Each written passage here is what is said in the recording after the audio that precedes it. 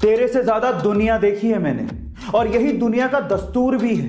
अपनी औकात से ज्यादा बड़े सपने नहीं देखने चाहिए, और तेरे सपने तेरी सच्चाई से मेल नहीं खाते।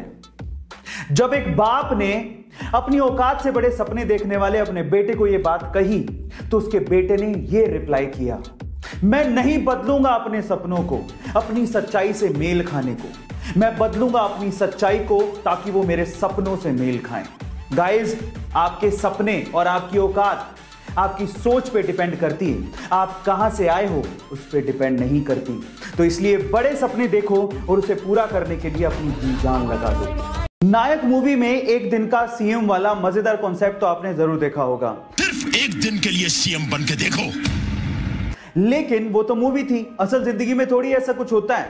अगर आप भी मेरी तरह कुछ ऐसा ही सोचते थे तो 24 जनवरी 2021 को जो हुआ उसने हम दोनों को गलत साबित कर दिया। जी हां गाइस, इसी दिन हरिद्वार की 19 वर्षीय सृष्टि गोस्वामी को उत्तराखंड का एक दिन का सीएम बनाया गया।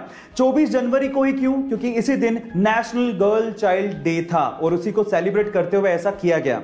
इसके पहले 2018 में सृष्टि गोस्वामी को बाल विधानसभा में कानून निर्माता भी चुना गया था। हाल फिलहाल रुड़की में सृष्टि गोस्वामी बीएससी एग्रीकल्चरल की स्टूडेंट है ना ये अमेजिंग फैक्ट। गाइस, आप लोगों ने हमशक्ल्स यानी कि ट्विंस कभी ना कभी जरूर देखे होंगे, लेकिन कभी कभार ऐसा भी हो जाता है कि कोई आदमी आपसे कहता है कि वो फलाना आदमी आपके जैसा दिखता है।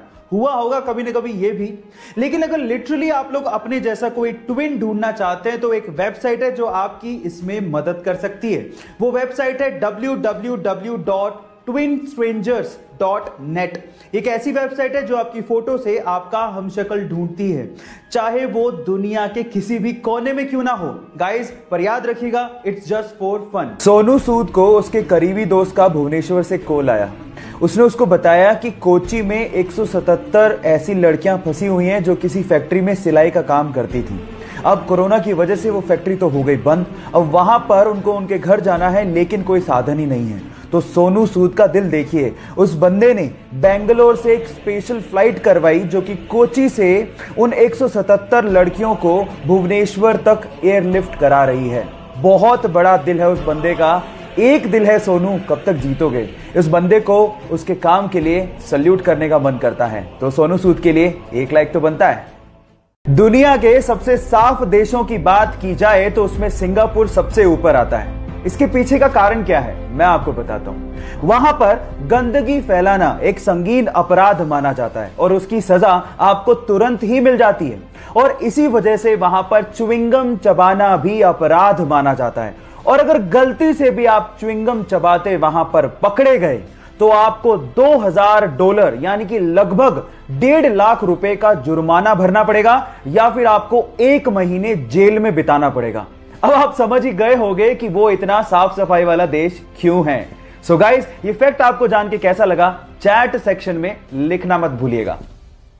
किसी भी गेम में पार्टिसिपेट कर रहा खिलाड़ी उस गेम को किसी भी तरह से जीतना चाहता है, लेकिन एक अच्छा खिलाड़ी ये बात जानता है कि हार और जीत से भी इंपॉर्टेंट होती है खेल की भावना।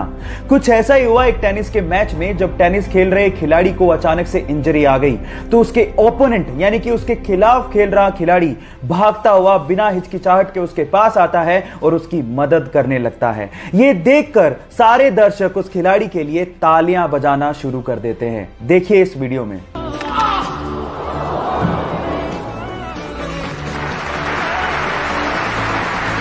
गाइस, इससे समझ में आता है कि किसी भी खेल में हार जीत से भी इंपॉर्टेंट होती है खेल की भावना, जिसे हमें मेंटेन करने की जरूरत होती है। सो गाइस, आपको ये वीडियो देख के कैसा लगा चैट सेक्शन में लिखना मत भूलिएगा।